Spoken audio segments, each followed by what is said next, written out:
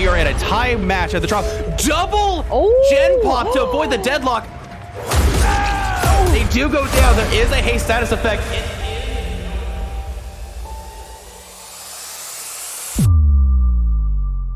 They do have to be careful here. The hatch is going to spawn momentarily. Deadhard could get them the distance to get it too. Shot. Really smart play on the ace. Oh my god, getting shot through the window. No longer have distortion, and they are going to teleport here. I think they get there in time. Yes! Holy crap, yes! That is disappointing. This is be a 4-man out because... Yeah, but they will be able to block this. Yo, getting caught on that. Ace coming with the body block. Oh, they were here.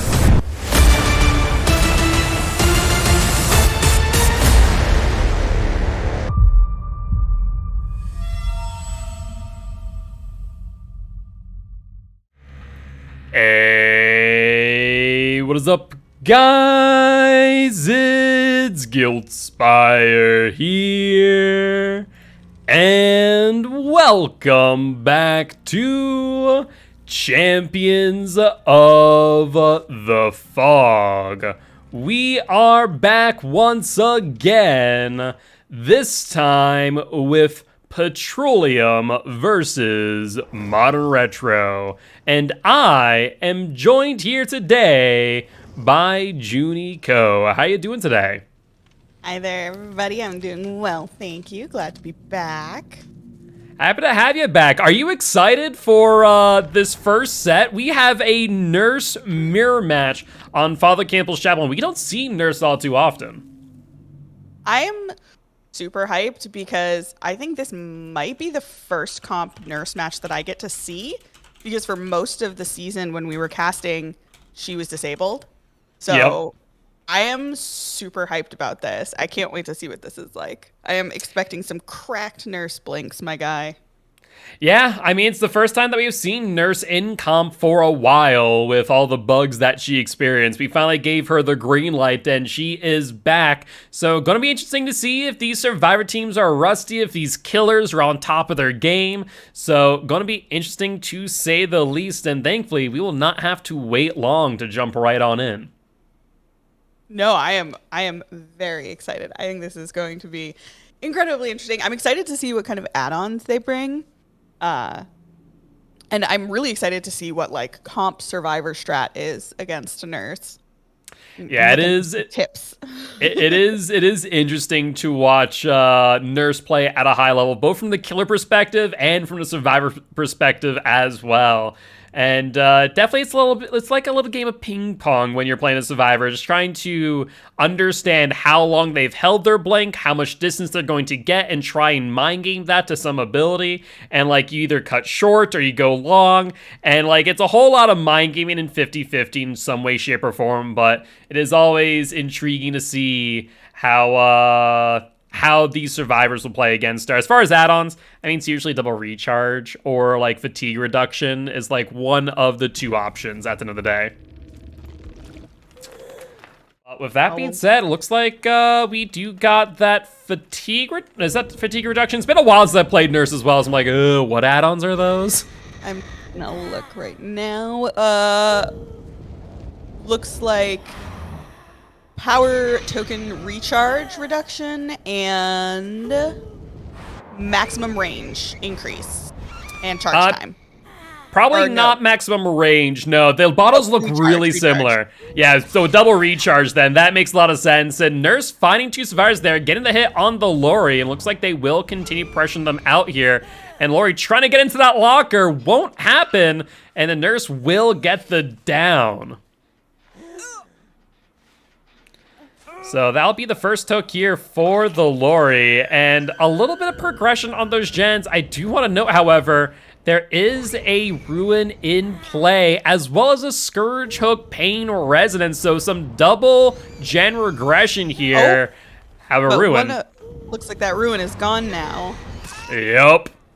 So those survivors on top of their game with those totems, it would seem. So at the very least, Scourgehook Pain Resonance is in play. We're not aware of what that 4th perk is as of yet, but only time will tell.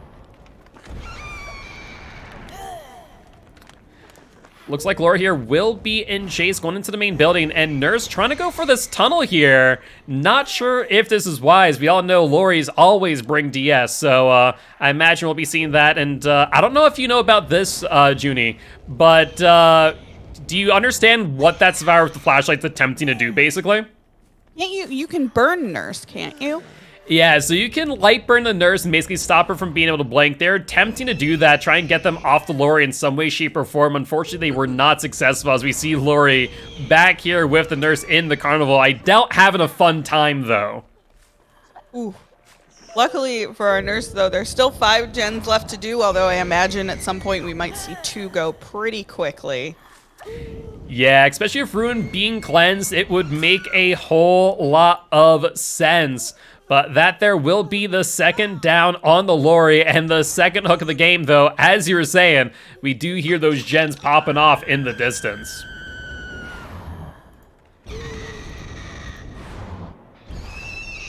At this point, though, Nurse is trying to find these survivors, unable to see what's going on. However, going back to the hook, maybe trying to interrupt this unhook. You know, what are your thoughts so far on this match? I think the Nurse is in a relatively strong position still. I know Ruin's gone down, which is unfortunate. But they've still only gotten 1 gen done, which I guess surprises me a little bit. I don't know. I was kind of with you. I thought that perhaps the tunnel on the Lori was not going to pay off, but it feels like maybe that's wrong, unless all 3 of them are on gens and, you know... Ooh. Yeah, the only option here would be if, you know, the rest of the survivors are on gens at this point in time. I think the Claudette, though, wasn't intending to go for the unhook here, just to activate Kinship, as we do see that hook timer all but stop. So Kinship has been activated, giving these survivors a little extra time, both for the unhook, as well as to progress generators. And just like that, we do see Lori off the hook, though. She is going to have to hide out from this Nurse. Otherwise, it will be game over for her. Meg coming in with a really good body block. Absolutely critical for our Lori at this point. Yeah, but Lori's not out of the woods yet, as Nurse just barely misses that swing. We kind of see what I was talking about earlier, that little bit of game of ping pong. The Lori kind of doubles back like that, and Claudette here just trying to body block, stop the Nurse from blinking just like that. Lori gets a little bit of extra distance for what it's worth, but Nurse will not get the down just yet. Lori doing a pretty good job of staying up, but only time will tell, and Nurse will get that down. And that's going to be 1 out. 3 gens left, 3 survivors. Not the most advantageous position. I always feel like as a survivor, if you get to 3 and 3, it can go downhill pretty fast. Usually, I would want to have at least 3 gens done by the time the first person's gone. So I think this is going fairly well in the Nurse's favor so far, but we've seen it so many times. Games can change so fast. It only takes a single mistake on either side for something to completely shift. But right now, I feel like the Nurse has a pretty good amount of power. Yeah, she definitely is in a strong position, especially as we actually found out what her 4th perk is when we saw her kick that main building generator, that there was a pop goes the weasel. However, we see the survivors trying to get back in the game here with that deliverance on the Claudette and a dead hard to boot, trying to extend this chase. So if Claudette can stay up, but unfortunately, Nurse has other plans, and we'll see if there's a decisive strike in play. Yeah, I questioned doing that deliverance at the timing that they did, only because I feel like if you don't have your killer engaged in something else or with someone else, that deliverance is just a big please come hit me sign, you know? Yeah, and sometimes, though, that's kind of what you want in comp when you're using Deliverance, to kind of draw the killer back in, and if they have that decisive strike, it really can turn the tide, but unfortunately there, Nurse did not care about taking that gamble, and as we see there, you know, instantly picked up the Claudette once again, and now knows that they have a free tunnel, basically, as soon as the Claudette gets off a hook. And they know someone is right around here, so there's no reason for her to go anywhere else because someone keeps touching that gen in the carnival. Yep, that there would be the Meg as we see her go for that unhook, and once again, trying to identify where this Claude is. The Nurse definitely going for the straight tunnels, and does catch the scratch marks and bloodstains of the Claudette, trying to identify where they went, and trying to cut them off here at the window, and successfully does. Wow, wow. That was really well played by the Nurse. Yeah, I mean, this is what Nurse can do at the top level play, and that will be the second survivor out of the game with only 2 generators completed. Sorry, 3 generators completed. So these survivors not going down without a fight. I imagine their goal here with 2 survivors left is to get just a single generator finished. If they can get the 4th generator, it at least gives their killer a little bit of a chance to make a comeback. The problem is with Nurse's movement abilities, it can be so hard when you get down to a situation like this. Because her potential for just traveling across the map from gen to gen is... Oh! And there's our first sight of the Nia. Yep, so that was Nia and the Meg healing right there in front of the Nurse. Nurse trying to figure out where the Nia went, getting a little bit of spot around there. Nia will make some distance to the shack. Might be trying to put the Nurse into the basement, but with a firecracker play, does light burn the Nurse in an instant. Really well-timed firecracker, and amazing play by the Nia. Nurse, though, will end up getting the hit. A little bit of a misfire there on the blink. And Nia trying to extend this chase just enough to give the Meg enough time for this next generator. Unfortunately, though, Nia will go down. And the question is, will Nurse put her down into the basement or slug her out? And looks like we do see a slug here for the 4K.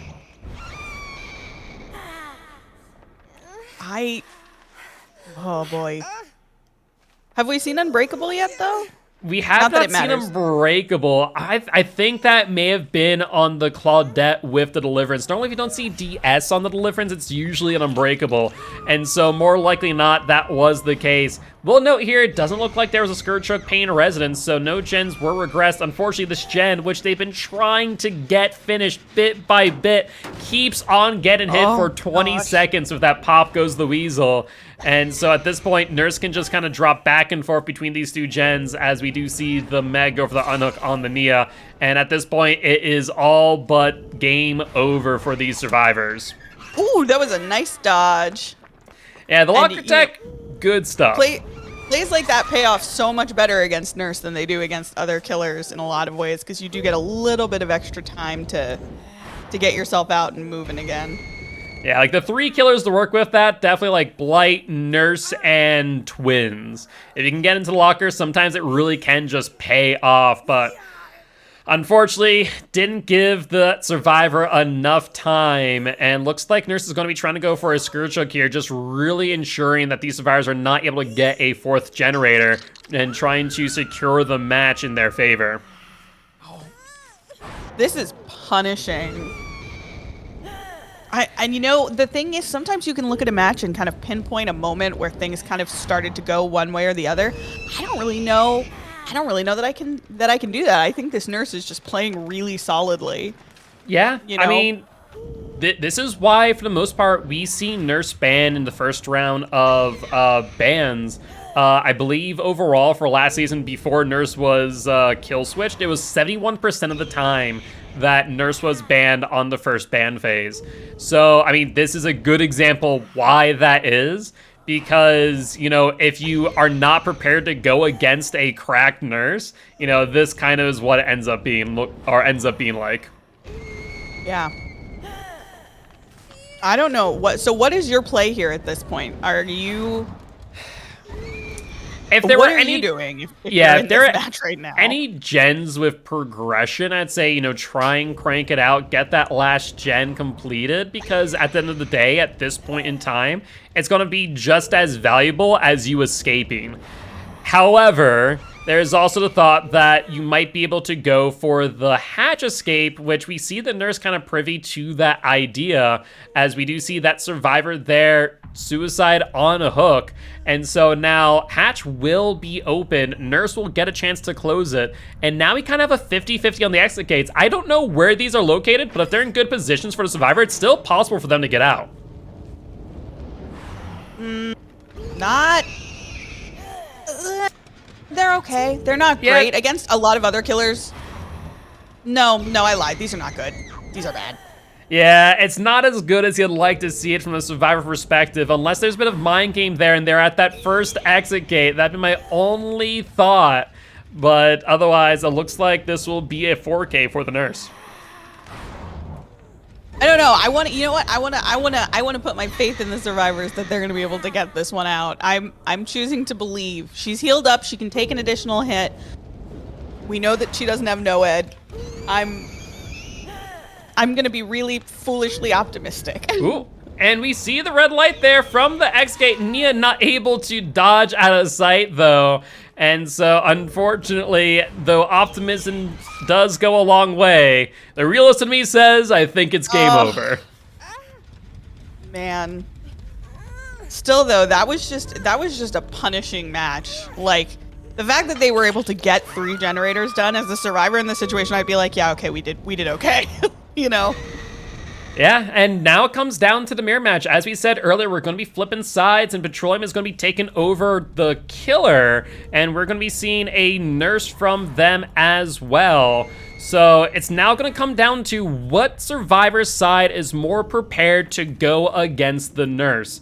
And we're not going to have to wait too long until we get to see what that looks like. You were right, the Unbreakable was on the Claude. Yep. Yeah, if Deliverance doesn't have Decisive, more likely not they have that Unbreakable. Sometimes you see both on the same one, but that's a bit more rare. But with that being said, that there will be the end of trial number 1. And we're going to be flipping sides, like I said, with Petroleum killing up next. But before we see that, we are going to be right back after a quick ad break. But before we go, I do want to remind everyone that we are partnered with Stream for a Cause. They are a non-profit organization based here in the United States that support a whole list of different causes, from the Going Green initiative. If you care for the environment, that is their initiative for this month. They also support causes like the refugees in Ukraine and a whole lot more. If the guys are interested in donating, we do have Champions for a Cause, our fundraiser partnered with them, that in some way, shape, or form, your donations will influence the prize pool for Championship of Champions in December. So definitely think about donating if you are participating in Champions of the Fog. $1 goes a whole long way. With that being said, we'll be back in just a bit. We'll see you soon.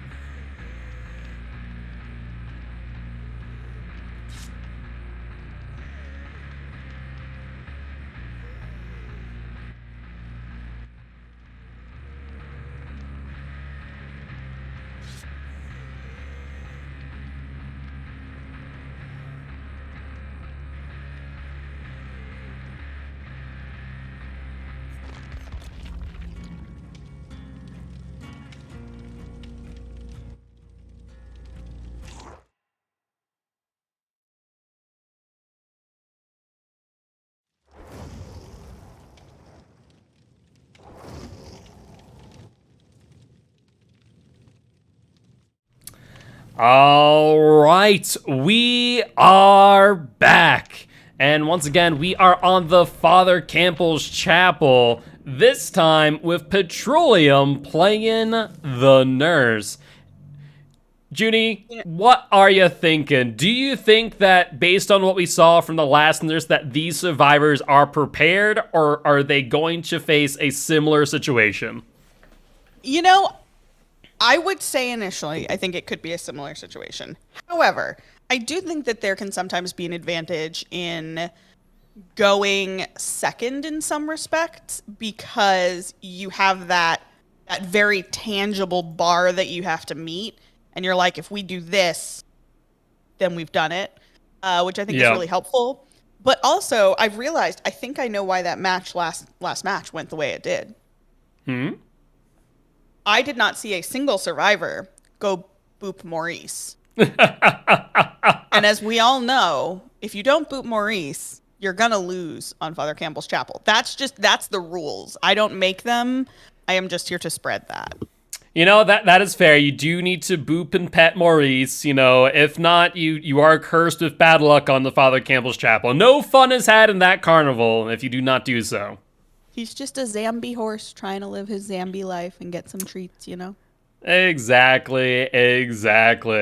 Well, that being said, we will see shortly if these survivors, go through the tradition of petting Maurice before they go for the generators, or if they don't and instead be sent back to the campfire by the entity. Without further ado, though, let's see what Peps is able to do here with the nurse, and they are already off to the races here, and we even see another Hex Totem. Been seeing a lot of Hex Totems recently.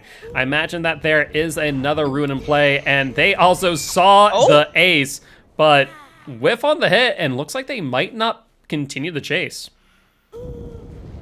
Interesting. I'm also looking at that corrupt zone, and it looks like we've got 2 gens over in Carnival plus this one, which is that's not terrible.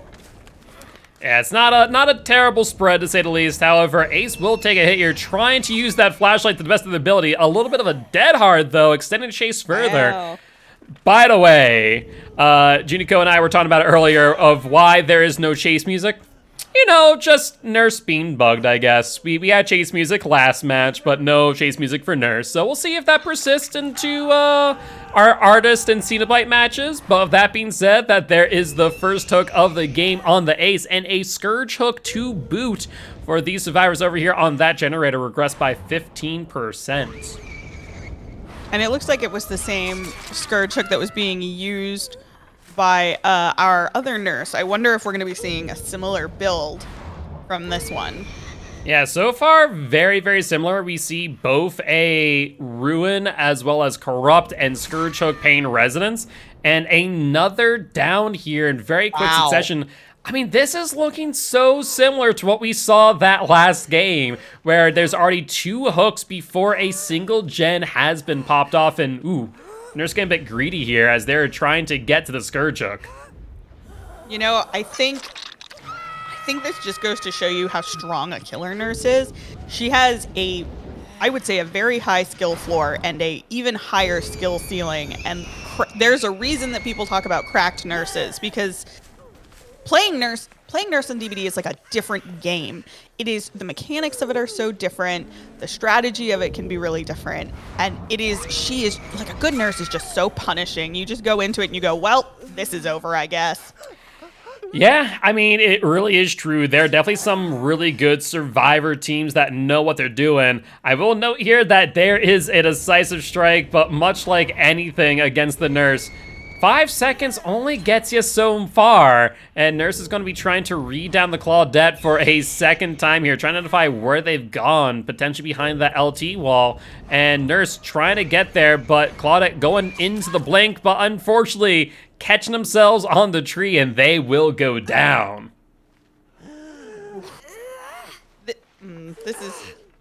I don't want to write the survivors off. I'm always the person who's going to believe in the ability of the survivor, because I'm a filthy survivor main. And also, this nurse is doing a real good job, you know?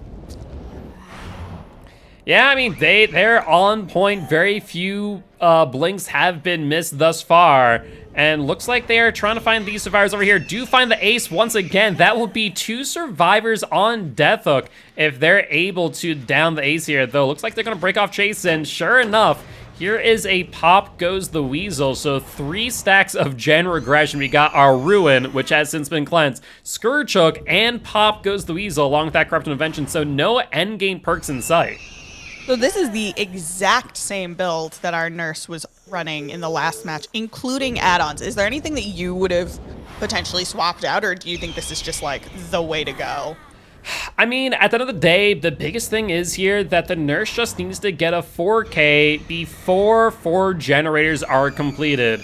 And if they're able to successfully do that, then it's pretty much GG. So it makes sense here to really stack on the gen regression.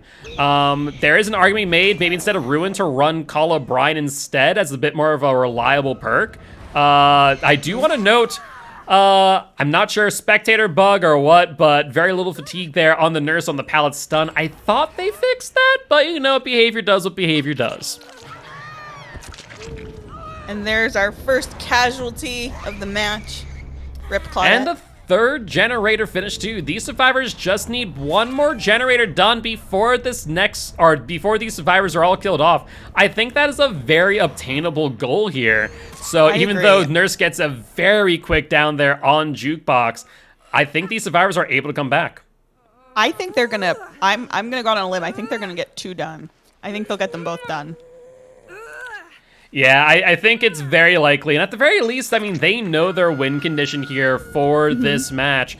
And so I'm sure that they're either doubled up on a single gen or, you know, split up. We do see Deliverance there giving some pressure back to these survivors. Nurse going back for the Zarina, knowing full well that Decisive Strike is no longer in play. Honestly, not a bad idea. If they're able to get the Zarina down quickly, then they're able to get her back on that Scourge Hook.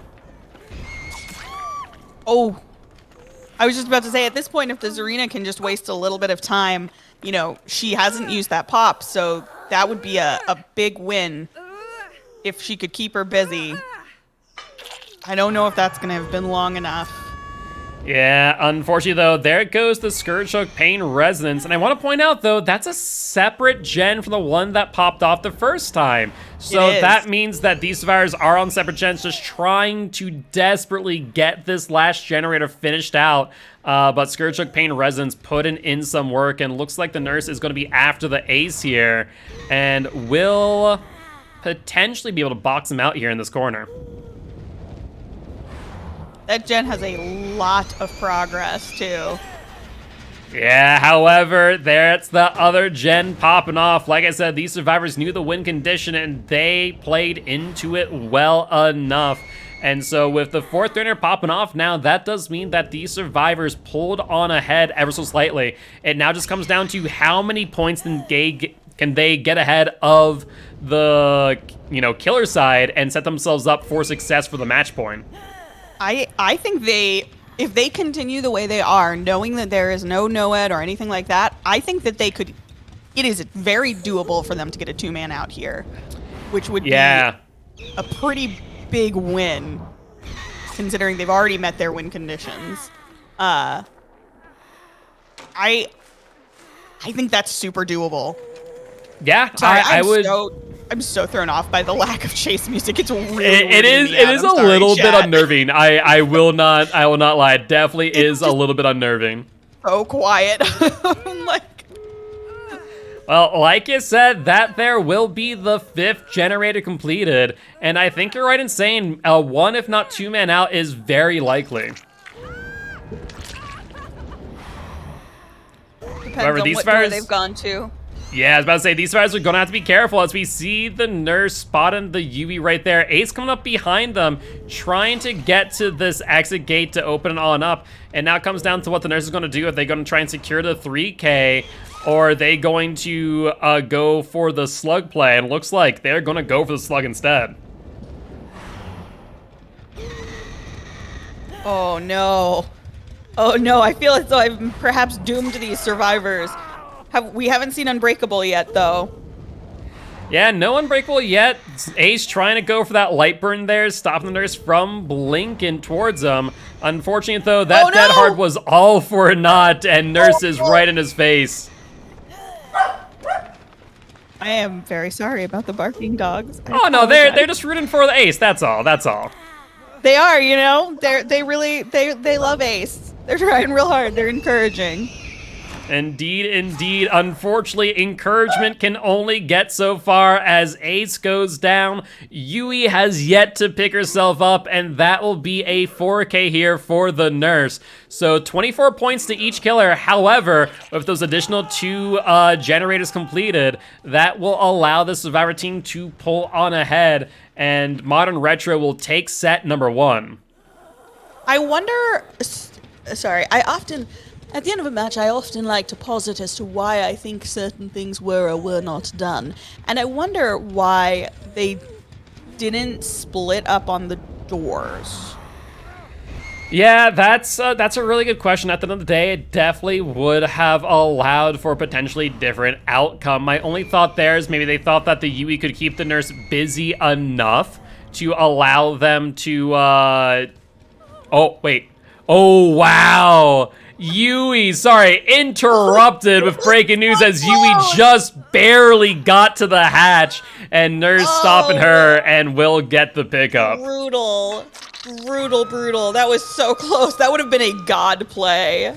I mean, yeah, that would have been a fresh Survivor out, robbing the killer of 6 points and getting Survivor's additional 3. So that would have been a huge play for the Survivors. Unfortunately, Nurse just catching on to that idea a little bit too soon. And that there will be the 4K after all. Wow. That would have, man, I'm so sad she was so close. That hurts my heart. Oh, man. I feel that. Well, with that being said, as I mentioned earlier, Modern Retro will take the W for set number 1 by a total of 4 points. So a really close match indeed. But with that being said, we're going to get set up for set number 2, this time on the Wrecker's Yard. And Petroleum will be following up again on Killer side with the Artist. So stay tuned. But with that being said, we're going to be right back right after a quick ad break. As a reminder, we do not have a sponsor here at Champions of the Fog, so you guys here are our sponsors. So all the ads that you watch, all the bits that you tip, all the subs that you buy, they all go towards the production of Champions of the Fog, go towards the prize pool, go towards casters, staff, assets, and so on. So definitely make sure to sit on through those, and we'll be back shortly. Bye-bye!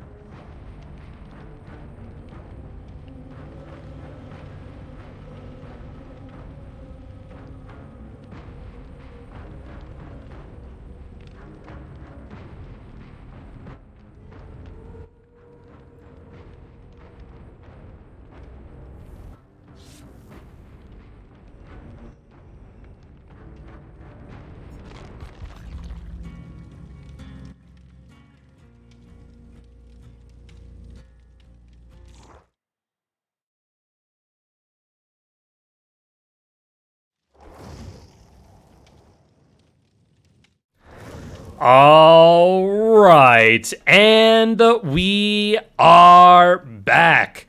Once again, we are going to be seeing Petroleum kill against Modern Retro Survivor Team, but this time we are on the Wrecker's Yard and no more nurse mirror matches here. We are going to be seeing the artist come out to play. Let's see what picture she paints of these survivors at the very end of the match. What are you thinking, Junie? I am super excited to see an artist, as we were just talking about during our secret break time chat, which you guys do not get to hear about, but I'm gonna spill the beans anyway. I was just saying I haven't seen an artist in like a month and a half or 2 months in DBD, so I'm really excited to see someone play. I always really enjoy watching comp artist because it's so different from pubs artist. Like, I feel like when I go against artist in pubs, like I usually stand a pretty decent chance. Comp artist is like frightening. Like, I remember watching you play artist in comps last season, and I was like, please God, never put me in that situation. Please no, I don't want this for myself. I just don't want to go against you as killer in general. While you're saying you don't want to try your hand at comp survivor? Look, I mean, will they fall for the locker play? Like, if I point at the locker and tell them there's someone in there, will they check? Because if so, then probably yeah. not. Probably not. Well, with that being said, let's see what Momo can do. And ooh, some interesting add-ons here. I recognize obviously the yellow add-on. I forget what the purple, like the shoes do. Allow me to inform you. Yeah, because that's not something you see often. You always like severed hand and the yellow and brown add-on, but Yeah, usually the severed hands is what you see. The shoes are Matthias baby shoes. The auras of survivors within 5 meters of an idle dire crow are revealed for 3 seconds. So a little bit beneficial at like long or taller tiles for some mind games potentially. So I do like that. A bit of an eyeball ears. And we saw something similar with the Cenobites add-ons. They're those broken shades, and we kind of see the Nancy getting pushed back here. A bit far enough away though that they didn't get the aura reading. And so the Nancy kind of getting caught out here at this tile, I believe, will go down unless there is a Dead Hard in play. And with that, there's Dead Hard, there's the body block. And was that Forced Penance? How's the Forced Penance? Yes, it was. Oh, snap. To be clear, to kind of reveal the secrets, I can see the perks. Honestly, didn't even look at them at the beginning here. I was just enjoying the artist gameplay. I was not expecting Force Penance. If you asked me what I thought these perks were, even though I can see them very clearly, I did not think Force Penance would ever be used on artists. So, very interesting. Oh boy, that was an effective use of crows. She just got a lot of information. Oh, 3 boy. crows applied on 3 different survivors. Nicely done. She knows exactly where everyone is now. She knows what gens they're working on. She knows there's someone in the basement. No one's going for them now because, you know, wow, this is a heck of a start. I'm really excited. Yeah, no, this was an amazing play here. So we have officially seen Corrupt Intervention, Pop Goes Weasel, and a Forced Penance. The Survivor in Basement still, A, broken, but B, quickly moving to second stage. This Kate trying to get in for this unhook. Artist going to be interrupting, though. And now, looks like that will be the 1-for-1 trade as they were unable to get the grab or wait long enough. And there's that Forced Penance again on the Kate. Wow. Yeah, Forced Penance. Spicy. Yeah, definitely put in a little bit of work. Unfortunately, yeah, of course, that survivor's, you know, there on the hook, but Crows going out once again, applying the Dire Crows to 1 survivor and getting another one caught here. Looks like this is either the Nancy or the Zarina, and it looks like it is the injured Nancy that this artist has found, and they will drop chase momentarily to go and get a Pop Goes the Weasel. That was a big old, I was about to say that's a big old Pop Goes the Weasel, which they needed to do because that gen had very good progress. Indeed. That There is are the sprint burst on the Claude. It looked like it might be, yeah. But looks like they're going to try and go for the setup on the down on the K. Unfortunately, unable to make it happen. And these survivors with a really clean escape from the basement here. Nancy over here desperately trying to get this gen done. Yeah, but with that Diacro set up there in a pretty good position. Unfortunately, though, Nancy just never ending up close enough to the Crows to get that aura reading from those baby shoes. Looks like instead we might see a transfer over to the Claudette as she is body blocking for this Nancy. Trying to get the down here, but just not able to make it happen. These chases feeling just a little bit too long for these survivors. Honestly, I'm always really impressed with the smart altruism that comes from comp survivors, because it's really easy to be altruistic in a really stupid way, where you're so desperate to help somebody that you make really terrible choices. But time and time again, we see comp players taking hits, blocking pallets, body blocking the killer. Like, it's so smart. They were able to turn that chase into a much longer and more effective use of time just by that Claude coming in and helping out that Nancy. And they just got 2 gens done. Wow. Yeah. I mean, this Survivor team is doing a fantastic job keeping the pressure here on this killer. And even if Claude being injured still ends up going for that generator. And once again, we see those body blocks. It's just for the intention of keeping the chases a little bit longer. And with that Shack Bout being down and not broken yet, looks like the artist will opt to go for the Zarina instead of the Claudette. Well, Zarina she's only been hooked once. Yep. Right? And she didn't hit stage 2 in the basement. She did not. And here comes Nancy. Here we go. They're doing a phenomenal job of taking body blocks and then resetting. Yeah, I will say, though, it looks like Forced Penance was the call, because it means that during this time, they're unable to heal for 60 seconds. Those baby shoes coming in clutch, but Nancy, being privy to the play, does end up dead harding, but unfortunately, she gets mind gamed and downed. A little bit of surprise there, I'd say.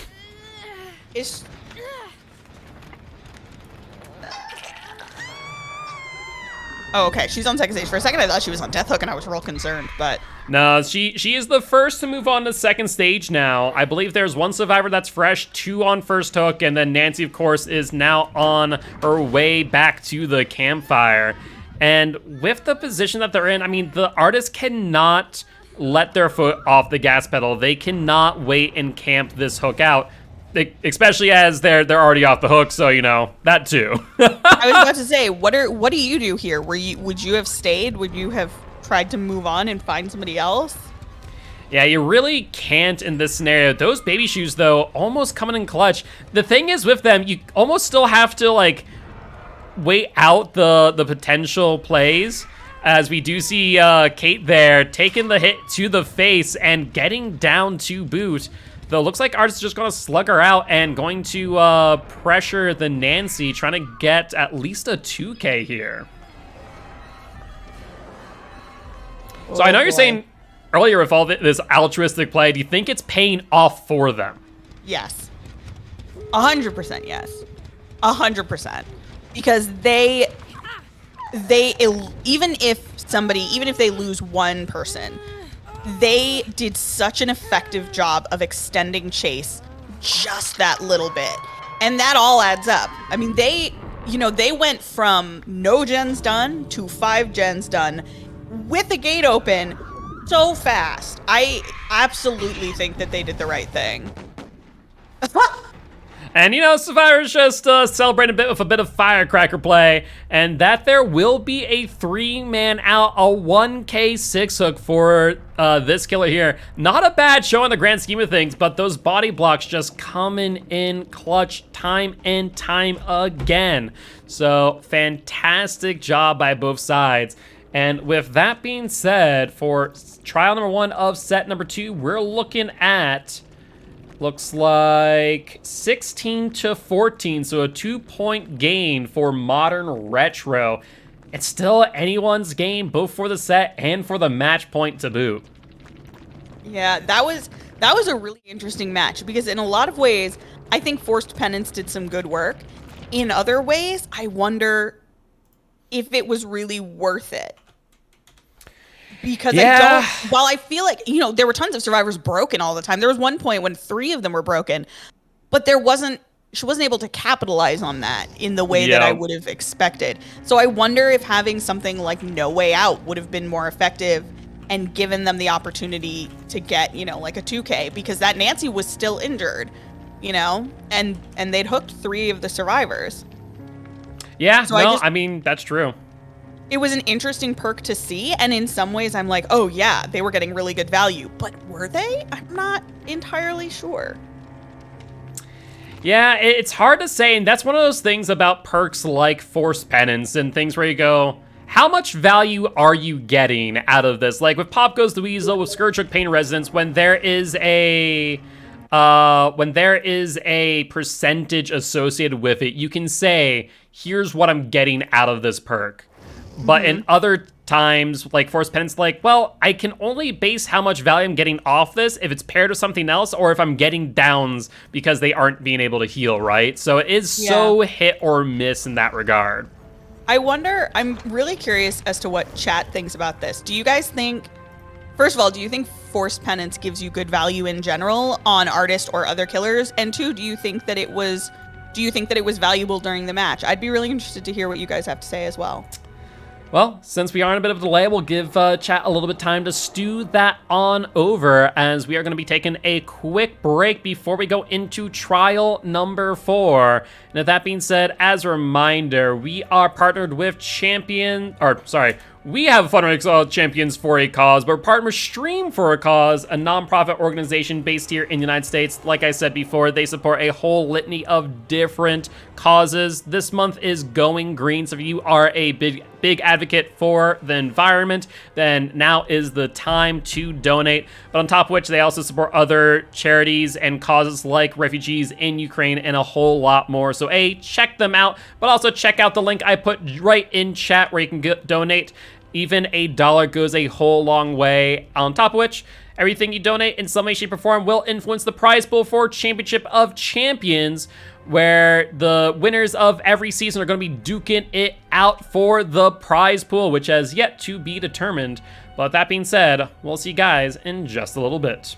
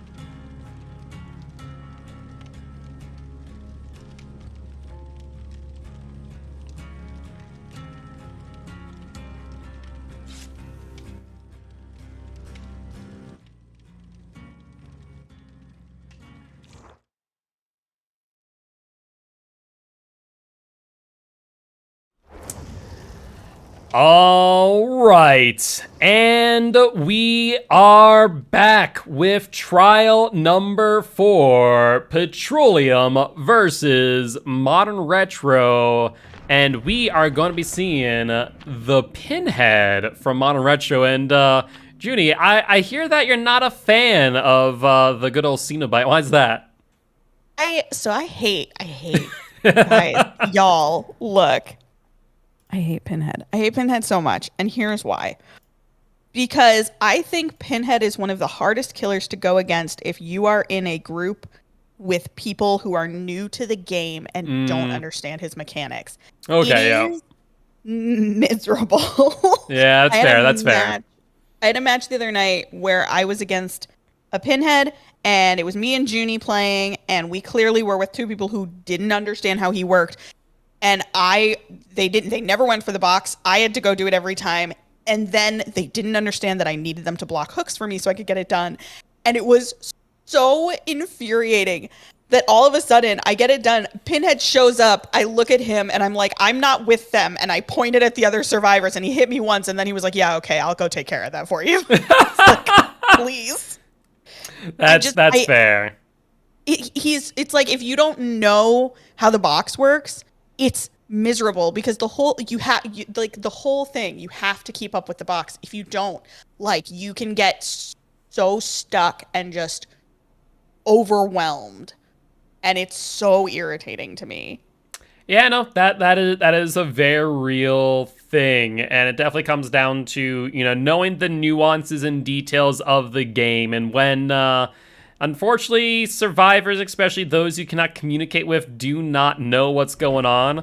It's a bit rough, to say the least. But with that being said, I get a feeling that these survivors know what they're doing. So we'll have to see how they manage the box. If they have just a dedicated box person, if the Cenobite here knows the box spawns to a T. I mean, that's really going to show how this beginning of the match starts. If this Cenobite's able to just locate the box and get chain hunt started immediately, that is going to be a huge power play, which I think is exactly what he's doing here. He's searching for the box, trying to listen to that little sparkle. That little crackle that it makes. Yep. Ugh. And it looks like he's got some pretty nasty add-ons too. He has one that gives an additional chain if a survivor breaks one with the environment, and one that reveals survivors hit by the chains for 6 seconds. Yeah, I mean, they're very, very good add-ons, to say the least. Very, very strong when used well. And when survivors don't really know what to do with those environmental chain spawning, it's what I like to call a chain storm, where all of a sudden it goes from 1 chain attached to you to like 6 or 7, and it can just be utterly punishing when that happens while you're mid-loop. And we just had a perk reveal. That is, again, forced penance.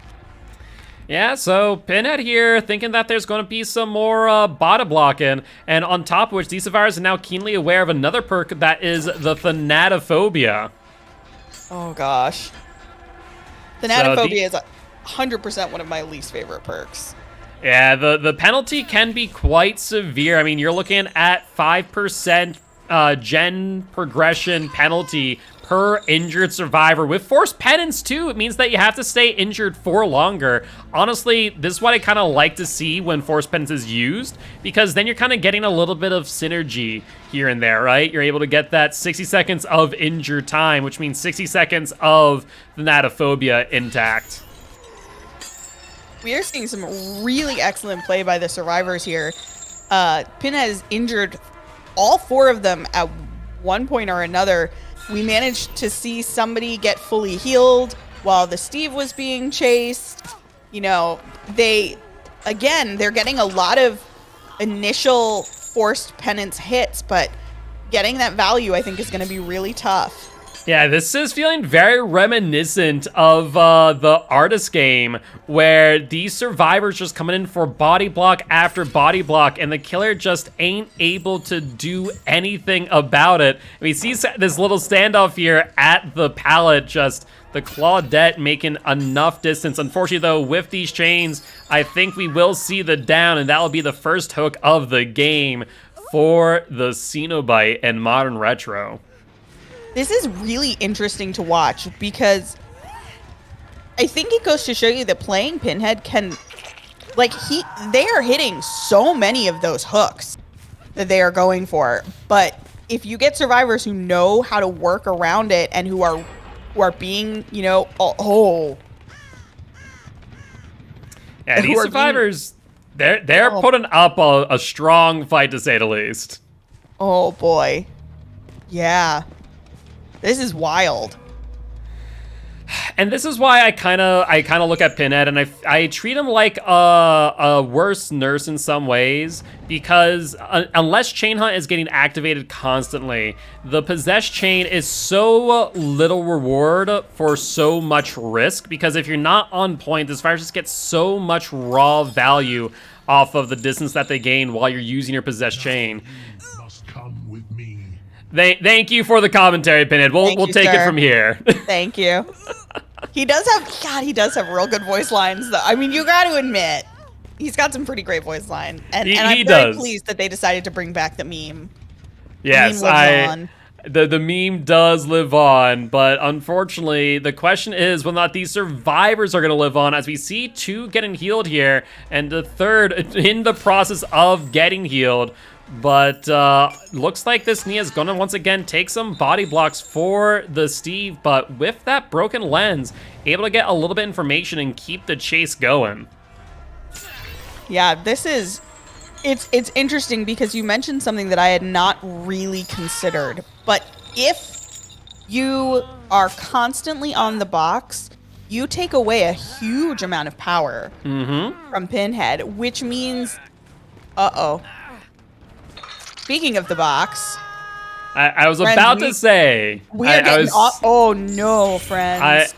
I was looking at that too, like, ooh. Speaking of the box, looks like we're a little bit close, but unfortunately the box is pretty far out, so no interruptions had there. And even then, the Chain Hunt's still giving the Pinhead enough information to find the Claudette here, going for the unhook, though a little bit of a whiff there on the hit. This is a really interesting match. Yeah, I don't know. This is the survivors, just watching the survivors play against him.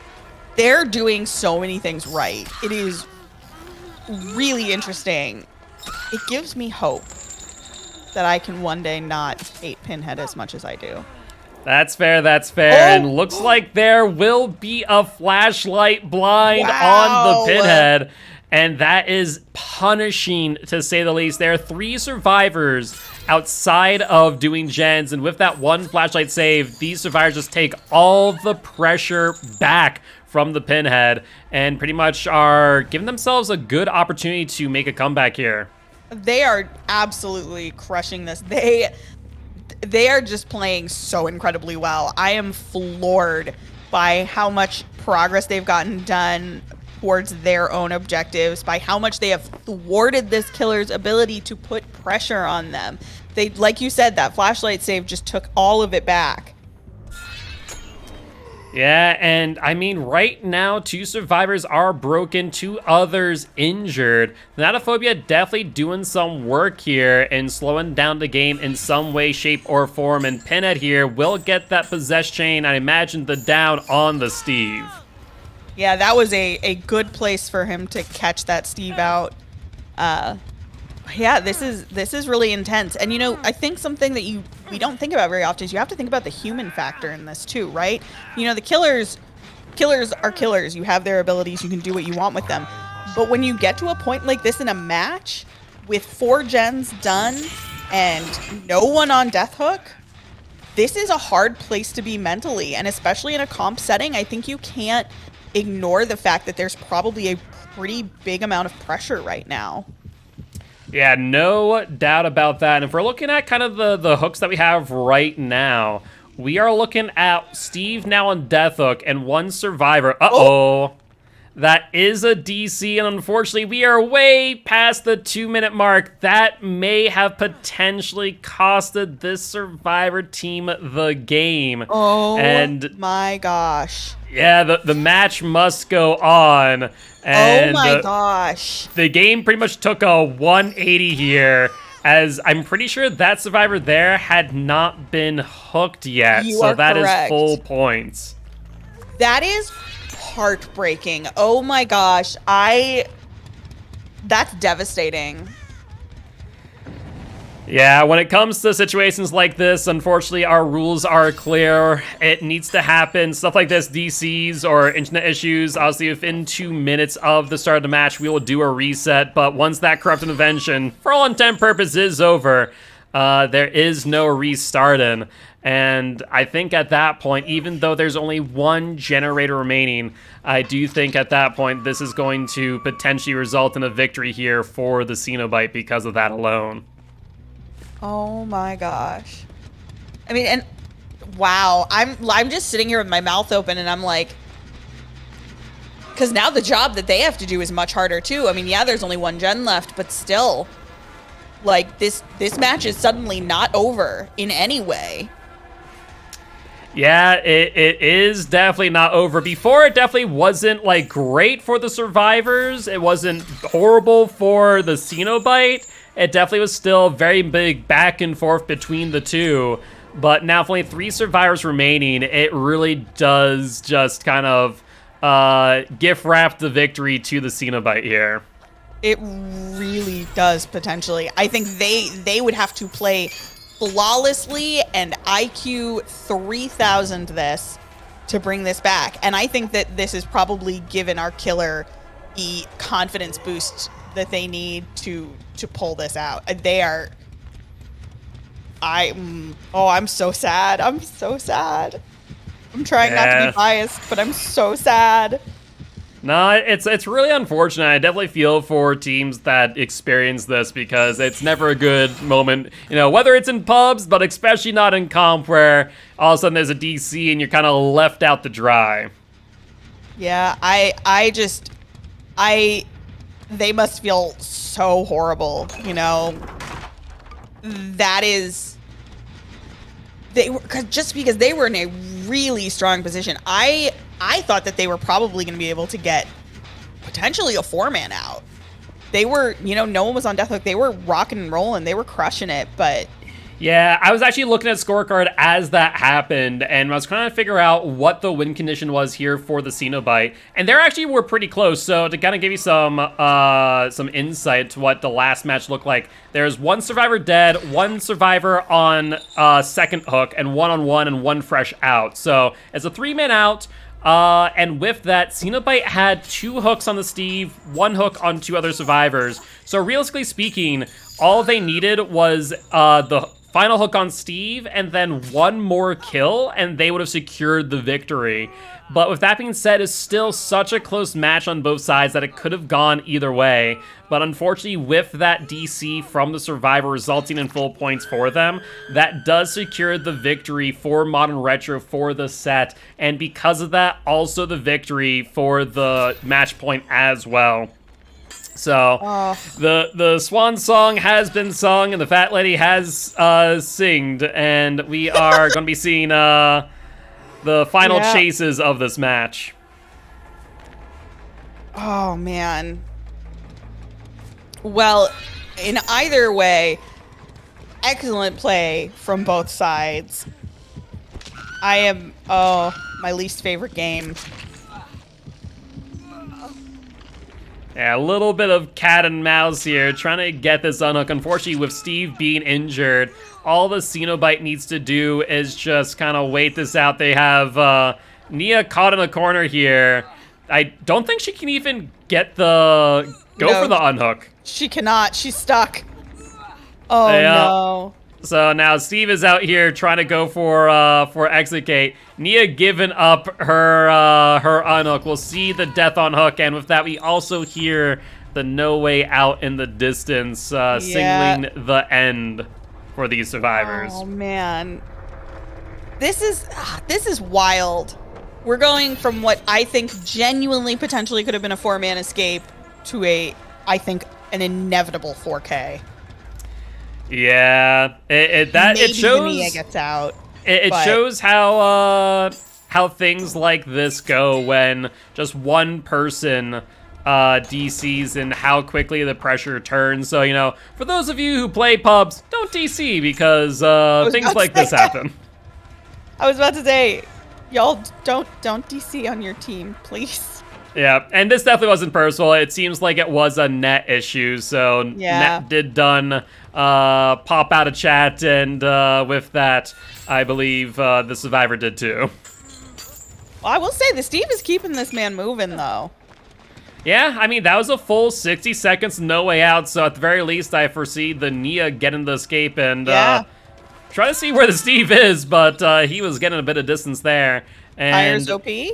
yeah, Tire's always OP. With me. Okay, dude, settle. You know, Man, he's just such a- excited, that's all. He's such a drama queen.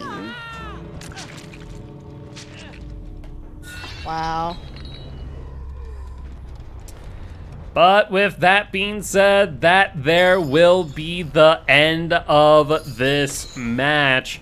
And once again, that will be a victory for Modern Retro, both in the set as well as the match points. So I believe that is a 3-0 sweep for Modern Retro, as they did indeed win set number 1 as well.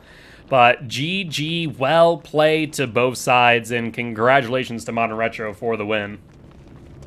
Yeah, that was a really intense, really heartbreaking, really impressive match. That was absolutely wild. Indeed, indeed. But with that being said, I think that there will be the end of this match here. But before we go, if you wanted to say hi next time you go live, where would you find you? Hi, everybody. If you wanted to check us out, you can go to twitch.tv/JuniKoh. I'm T, my sister Junie, and I play together. We play DVD Survivor a lot, and we would love to see you. Please come hang out with us. We have poodles. We can offer you dogs. So They have poodles. They have one of the coolest stream setups I have seen in a long time. So definitely make sure to stop on by and say hi next time they go live. But with that being said, we are going to be back in just 38 more minutes with our final match of the night, and that is going to be between Arctic Wolves versus Epsilon. It is guaranteed to be one hell of a match. So don't go anywhere, and we will see you all later. Bye-bye!